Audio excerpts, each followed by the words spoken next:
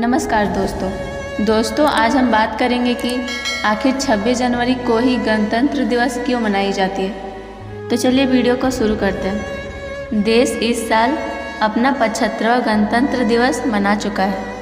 26 जनवरी का दिन हर भारतीय के लिए बेहद खास होता है।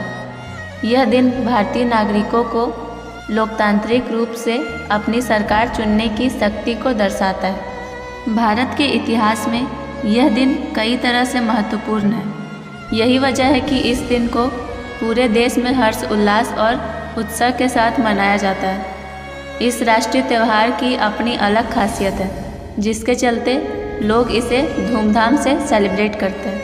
लेकिन क्या आप जानते हैं कि भारत में गणतंत्र दिवस 26 जनवरी को ही क्यों मनाया जाता है? अगर आपके मन में भी यह सवाल उठ रहा है तो आज हम आपको बताएंगे गणतंत्र दिवस के इतिहास और इसके महत्व के बारे में।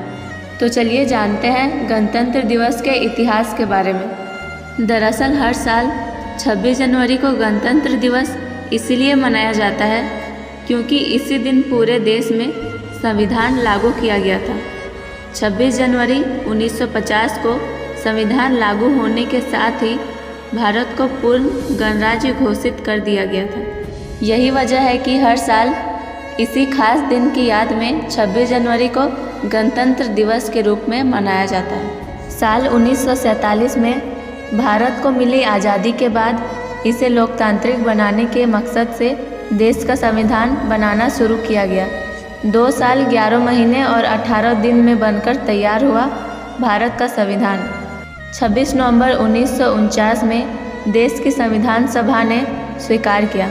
इसके बाद अगले ही साल 26 जनवरी 1950 को पूरे देश में यह संविधान लागू किया गया था। चलिए अब जानते हैं 26 जनवरी के महत्व के बारे में। 26 नवंबर को स्वीकार किया गया भारत के संविधान को लागू करने के लिए 26 जनवरी का दिन ही क्यों चुना गया? यह सवाल लगभग हर भारतीय के मन में आता होगा। संविधान लागू करने के लिए इस तारीख को चुनने का भी एक खास मकसद था।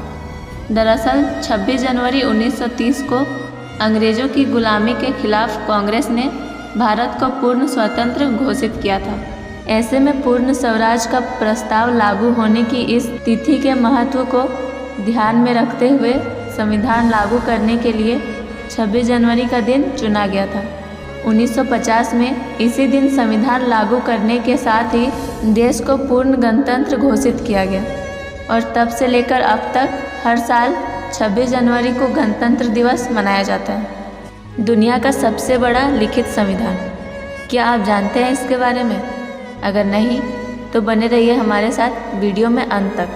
आज़ादी के साथ ही देश के लिए एक संविधान की ज़रूरत थी। ऐसे में इसे बनाने के लिए एक संविधान सभा का गठन हुआ था। इस सभा ने 9 दिसंबर 1946 में संविधान बनाने का काम शुरू किया।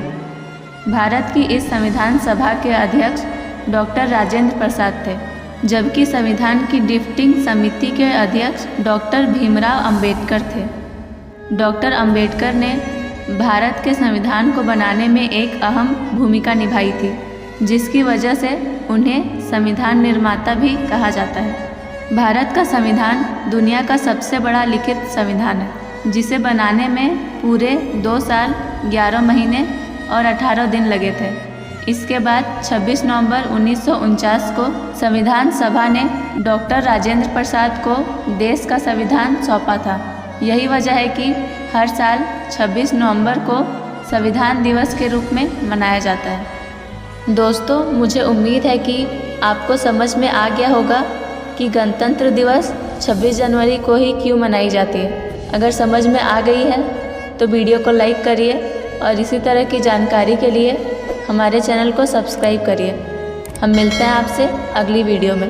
तब तक के लिए जय हिंद, वंदे मातरम, भारत माता की जय।